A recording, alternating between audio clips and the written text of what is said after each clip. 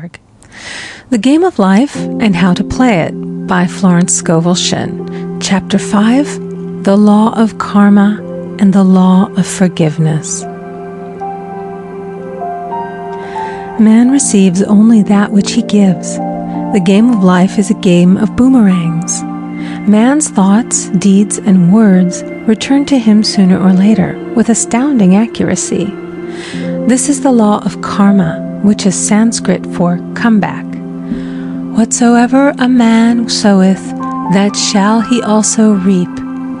For example, a friend told me this story of herself, illustrating the law. She said, I make all my karma on my aunt. Whatever I say to her, someone says to me. I am often irritable at home when one day said to my aunt, who was talking to me during dinner, no more talk, I wish to eat in peace. The following day, I was lunching with a woman with whom I wished to make a great impression. I was talking animatedly when she said, no more talk, I wish to eat in peace. My friend is high in consciousness, so her karma returns much more quickly than to one on the mental plane. The more man knows, the more he is responsible for, and a person with a knowledge of spiritual law, which he does not practice, suffers greatly in consequence. The fear of the Lord, law, is the beginning of wisdom. If we read the word Lord, law, it will make many passages in the Bible much clearer. Vengeance is mine, I will repay, saith the Lord, law. It is the law which takes vengeance, not God. God sees man perfect, created in his own image, imagination, and given power and dominion.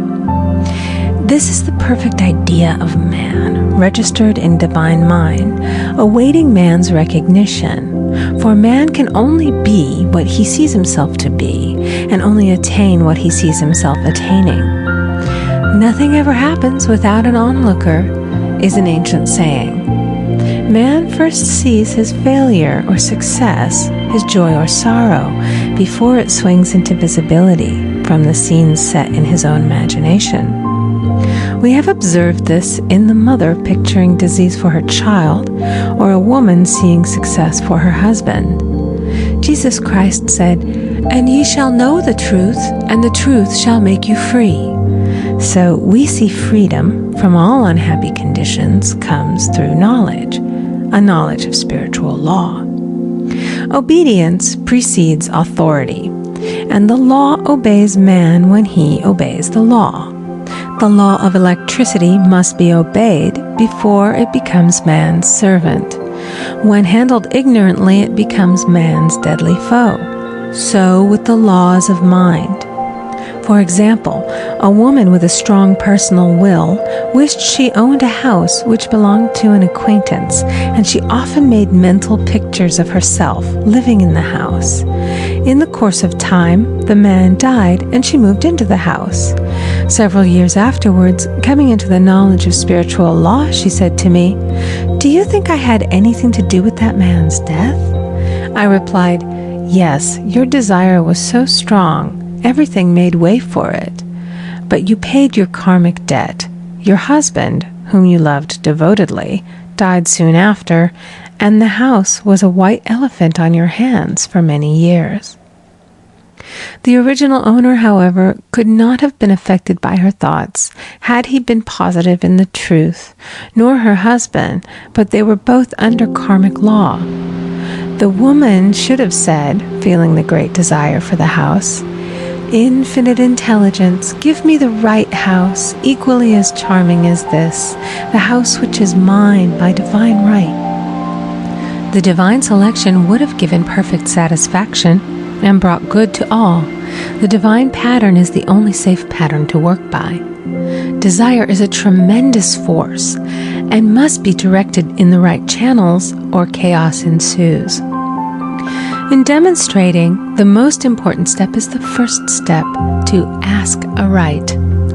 Man should always demand only that which is his by divine right. To go back to the illustration, had the woman taken this attitude, "If this house I desire is mine, I cannot lose it. If it is not, give me its equivalent.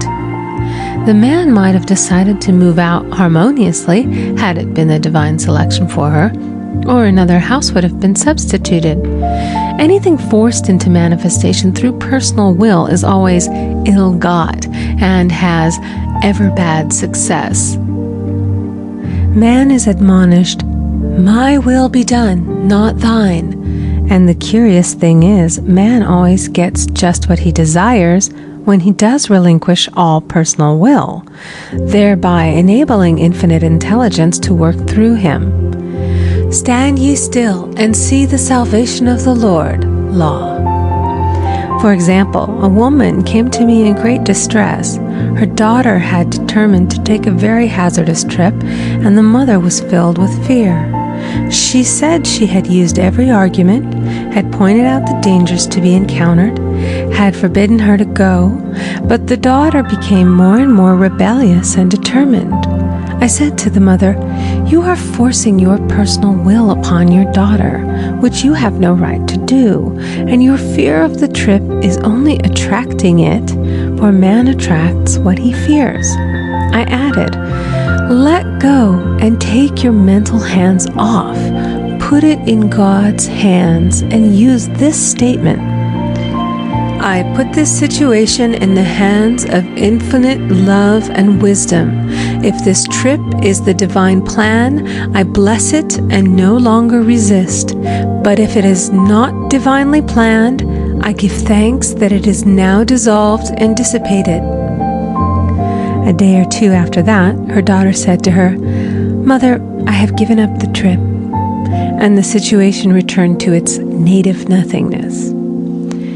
It is learning to stand still which seems so difficult for man. I will deal more fully with this law in the chapter on non-resistance. I will give another example of sowing and reaping, which came in the most curious way. A woman came to me saying she had received a counterfeit $20 bill given to her at the bank. She was much disturbed, for, she said, "The people at the bank will never acknowledge their mistake." I replied, "Let us analyze the situation and find out why you attracted it." She thought a few moments and exclaimed, "I know it. I sent a friend a lot of stage money just for a joke." So the law had sent her some stage money, for it doesn't know anything about jokes. I said, "Now we will call on the law of forgiveness and neutralize the situation." Christianity is founded upon the law of forgiveness. Christ has redeemed us from the curse of the karmic law, and the Christ within each man is his redeemer and salvation from all inharmonious conditions. So I said, "Infinite Spirit, we call on the law of forgiveness and give thanks that she is under grace and not under law, and cannot lose this $20, which is hers by divine right." Now, I said, go back to the bank and tell them, fearlessly, that it was given you there by mistake. She obeyed, and to her surprise, they apologized and gave her another bill, treating her most courteously. So knowledge of the law gives man power to rub out his mistakes. Man cannot force the external to be what he is not. If he desires riches, he must be rich first in consciousness. For example, a woman came to me asking treatment for prosperity. She did not take much interest in her household affairs, and her home was in great disorder. I said to her, "If you wish to be rich, you must be orderly. All men with great wealth are orderly, and order is heaven's first law."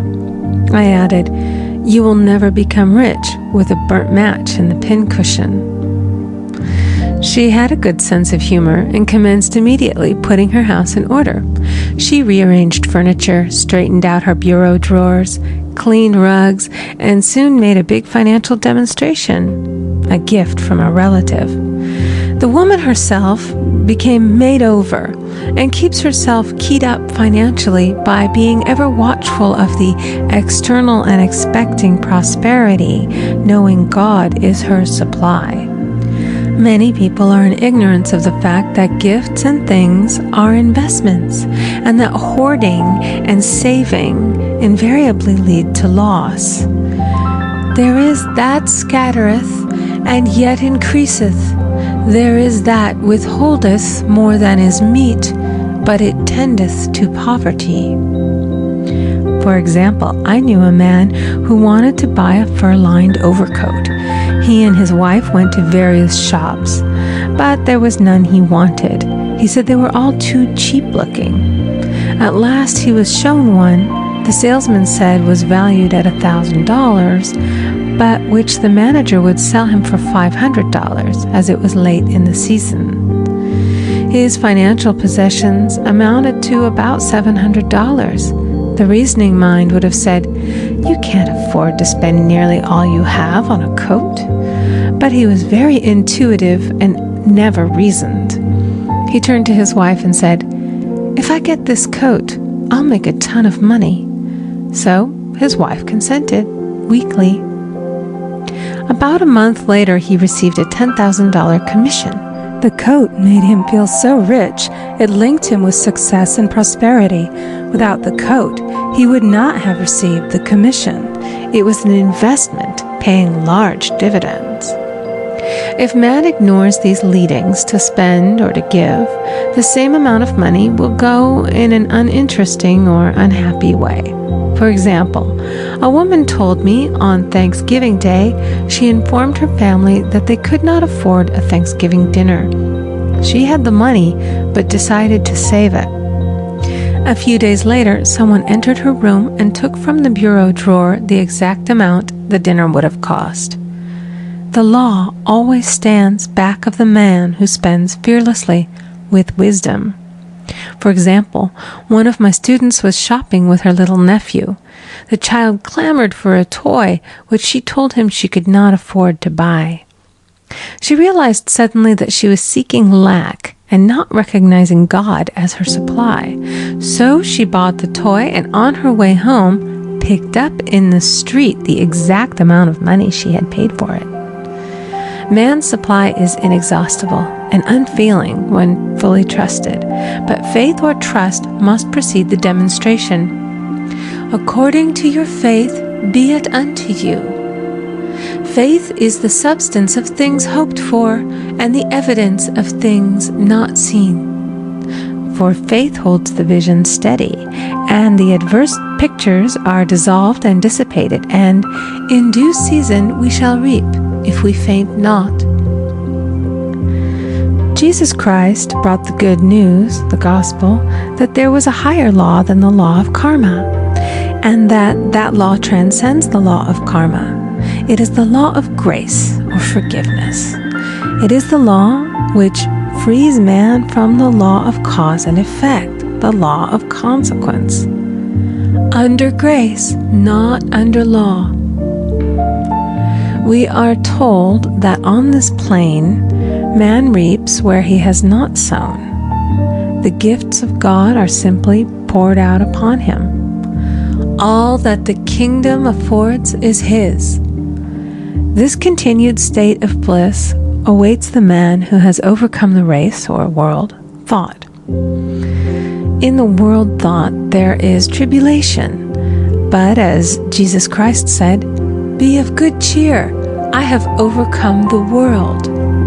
The world thought is that of sin, sickness, and death. He saw their absolute unreality and said, "Sickness and sorrow shall pass away, and death itself, the last enemy, be overcome." We now know, from a scientific standpoint, that death could be overcome by stamping the subconscious mind with the conviction of eternal youth and eternal life. The subconscious, being simply power without direction, carries out orders without questioning. Working under the direction of the superconscious, the Christ or God within man, the resurrection of the body would be accomplished. Man would no longer throw off his body in death. It would be transformed into the body electric, sung by Walt Whitman, for Christianity is founded upon the forgiveness of sins and an empty tomb. End of chapter 5. Recording by Amy Conger.